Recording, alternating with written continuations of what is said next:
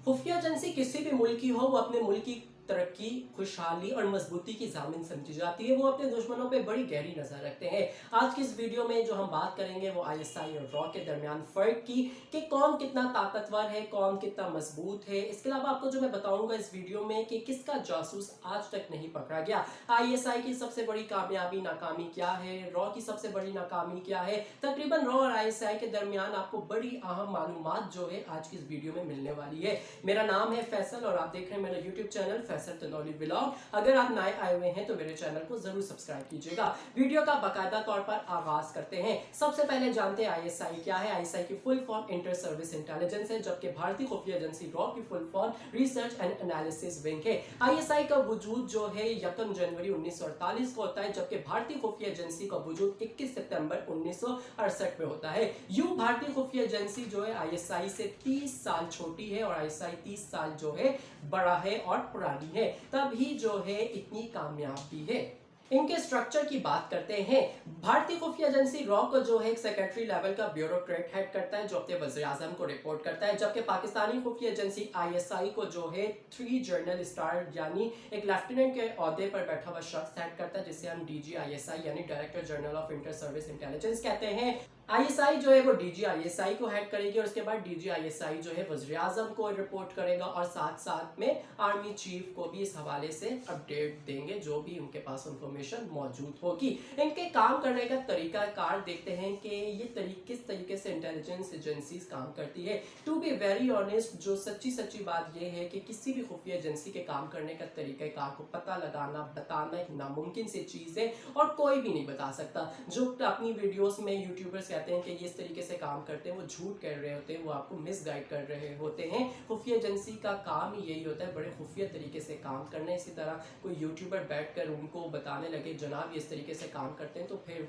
तो उस खुफिया, वो पहली बात है वो खुफिया एजेंसी ही नहीं होगी। तो उनके काम करने का तरीका कार बताना एक नामुमकिन सी चीज़ है। हाँ, आप एक नॉलेज की बुनियाद पर पास्ट के इवेंट्स को लिंक करके एक गैस कर सकते हैं, और गैस आपको मैं बता दूं ठीक भी हो सकता है और गलत भी हो सकता है। तो आज की वीडियो में हम एक गैस करेंगे जरूर, और वो गैस ये है कि रॉ जो है लॉन्ग टर्म प्लानिंग के तहत काम करती है, जबकि आईएसआई का स्टाइल देखा जाए तो वो एग्रेसिव होता है। हमने इसकी एग्जाम्पल आप इस तरीके से देखें, पाकिस्तान में हमने बहुत से मिलिट्री एक्शन जो है वो लेते हुए भी देखा है, जबकि रॉ जो है वॉरफेयर और प्रोपेगेंडा जैसी चीजों पर बिलीव करती है। और इसकी आपने एग्जांपल्स जो हैं पाकिस्तान में देखी होगी कि किस तरीके से यहाँ पर एक प्रोपेगेंडा जो है फैलाया जाता है। और अब आईएसआई ने वक्त के साथ साथ अपने आप को भी थोड़ा तब्दील किया है, और इसकी एग्जांपल भी है मौजूद है कि आपने कई बार जो है डीजी आईएसपीआर जो है हमारे पहले आसिफ गफूर साहब थे, बाबर इफ्तिखार है, उनकी प्रेस कॉन्फ्रेंस में एक वर्ड सुना होगा 5th जनरेशन वॉरफेयर, उसका वो जिक्र करते रहते हैं, वो कौम को आगाह करते रहते हैं कि अब का ज़माना जो है 5th जनरेशन वॉरफेयर का है। तो वो यही बात कर रहे होते हैं जो रॉ जो है वो प्लान करता है।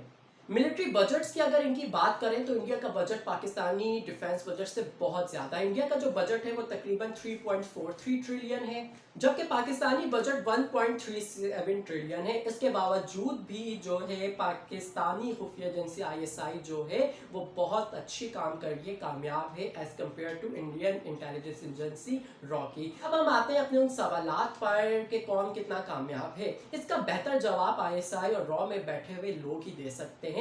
तो आप सोच रहे होंगे तो मैं कैसे रॉ और आईएसआई के बंदों तक पहुंच गया, तो मैं उतना ही पहुंचा। उनकी एक बुक है दी स्पाई क्रॉनिकल, और बड़े आला ओहदे पर वो अपने इंटेलिजेंस एजेंसीज में फाइज रहे हैं। और उसमें जो है रॉ के चीफ थे, साबिक रॉ के चीफ थे अमरजीत सिंह, और इसके अलावा पाकिस्तानी असद दुरानी थे। तो उनकी बुक का मैंने मुताला किया है और फिर मैं इन सवालात के जवाब अब आप तक पहुंचाऊंगा एज रेफरेंस टू उनके बुक।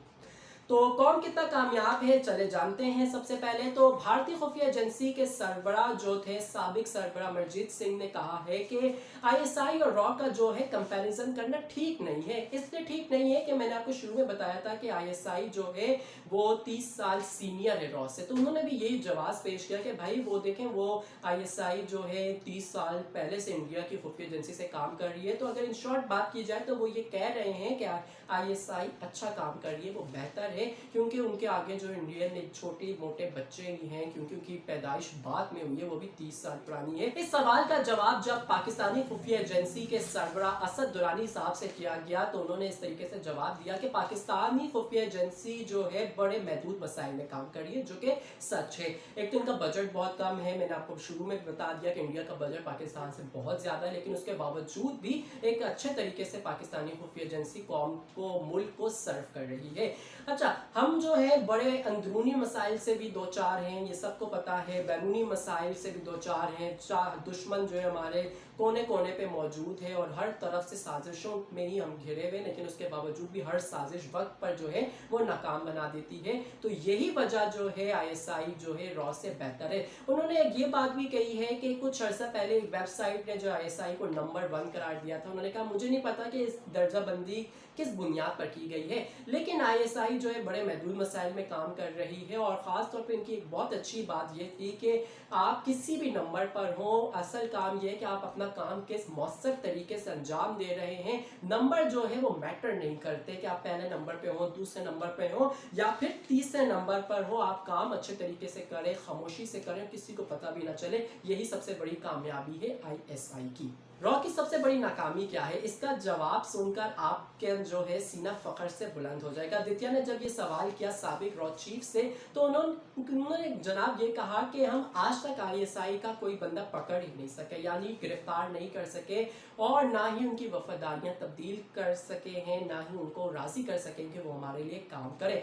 उन्होंने जो है मजीद ये कहा है कि सर्द जंग यानी कोल्ड वॉर पीरियड में जब CIA के हाथ कोई दुश्मन मुल्क का बंदा लग जाता था, वो उसे गद्दार बना लेते, उसकी वफादारियां चेंज करा लेते थे, तो उसके बाद उस बंदे को कोई काम करने की ज़रूरत नहीं होती, क्योंकि खुफिया एजेंसी की सबसे बड़ी कामयाबी यही होती है कि वो किसी बंदे की वफादारियां शिफ्ट कर दे, वो उस बंदे को खरीद ले और उस बंदे को उसी मुल्क के अगेंस्ट जो है अपने मुल्क के अगेंस्ट काम करने पर राजी कर दे। तो ये सबसे बड़ी जो है खुफिया एजेंसी की कामयाबी होती है, और हम ये कामयाबी नहीं हासिल कर पाए पाकिस्तान के खिलाफ। हम जो है पाकिस्तानी किसी भी ISI के बंदे को, किसी भी जासूस को राजी नहीं कर पाए, भाई आप हमारे लिए काम करें। तो ये कितनी अच्छी एक ISI से मुताबिक चीज़ आपको मैंने बताई है। जबकि यही सवाल जब असद दुरानी से किया गया कि ISI की नाकामी क्या है, तो उन्होंने कहा कि जब मसला कश्मीर शुरू हुआ तो हमें अंदाज़ा नहीं था कि ये इतना तवील, इतना लंबा, इतना बड़ा मसला हो जाएगा, और जब फिर ये इतना तवील मसला हो गया तो कश्मीर की बगावत पर हमारा वैसा कंट्रोल नहीं रहा जैसा रहना चाहिए था।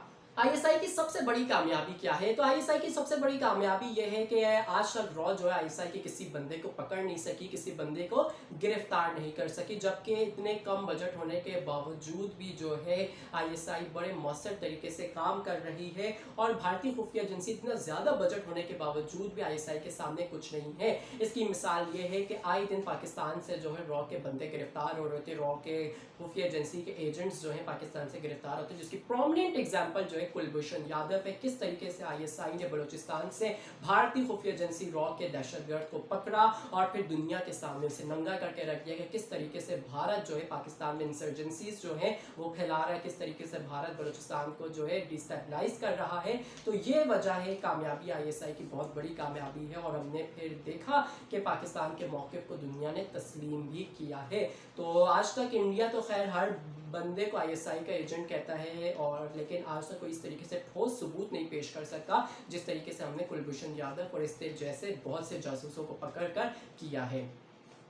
दूसरी बड़ी कामयाबी हमारे जौहरी असासे हैं। जौहरी असासे हमारे बहुत महफूज हैं, इसका एतराफ़ जो है अभी एक रिपोर्ट आई थी उसमें भी किया गया है, जबकि इंडिया के इतने महफूज नहीं हैं। आज तक हमारे जौहरी असासे, जो कि आपको पता है कि हम दुश्मनों के चारों तरफ से हर वक्त निशाने पर रहते हैं, हर कोई जो चाहता है कि हमारे जौहरी असासे तक पहुँच जाए, लेकिन ISI के होते हुए आज तक कोई जौहरी असासों तक पड़ भी नहीं मार सका। ये भी हमारी एक बहुत बड़ी कामयाबी है। अब बात करते हैं ISI की इंडिया में शोहरत की। ISI की इंडिया में शोहरत का अंदाजा तो हम वैसे इस बात से भी लगा सकते हैं कि कोई भी वाकया पेश हो, एक पटाखा भी फूट जाए तो उसका इल्ज़ाम ISI के सर पे धर दिया जाता है कि ISI ने ये कर दिया। इवन हमारे परिंदों को भी ISI का बनाकर पेश कर दिया जाता है, जैसे पीजन्स जो है हमारे कहते हैं कि ये ISI के जासूस है। तो यानी कि किस तरीके से ISI इंडियंस पर, इंडियन मीडिया पर, पूरे भारत में जो है वो उनके असाब पर सवार है। तो ये जब सवाल यही किया गया कि इंडिया में शोहरत जो है ISI की कितनी है, तो उसका जवाब साबिक भारतीय खुफिया एजेंसी के सरबराह अमरजीत इंस्टिंक्ट जो है वो देते हैं कि अगर आईएसआई इतनी मौसर ना होती, इतनी मशहूर ना होती, तो इंडिया में उसका इतना जिक्र ना होता। हर वाक़े के बाद कहा जाता है आईएसआई मुलविस है, आईएसआई के साथ उसका लिंक इतना ना जोड़ा जाता। तो इस बात से हम इस चीज़ का भी मतलब ले सकते हैं कि वो इस चीज़ का एतराफ़ कर रहे हैं कि आईएसआई के अंदर इतनी सलाहियतें मौजूद हैं कि वो इंडिया में किसी भी वक्त कहीं पर भी कोई भी काम कर सकते हैं, वारदात कर सकते हैं। तमाम तर जायजे के बाद जो है वीडियो को कंक्लूड करता हूँ, इस नतीजे पर मैं पहुंचा हूँ, तारीफ वो होती है जो दुश्मन करे। और एक दुश्मन एजेंसी का सरबरा कह रहा है कि पाकिस्तानी खुफिया एजेंसी बेहतर है, तो इससे बड़ी जो खुशखबरी और पाकिस्तानियों के लिए बड़ी खबर कोई नहीं हो सकती है। तो वीडियो अच्छी लगी हो तो चैनल को ज़रूर सब्सक्राइब कीजिएगा। अल्लाह हाफ़िज़।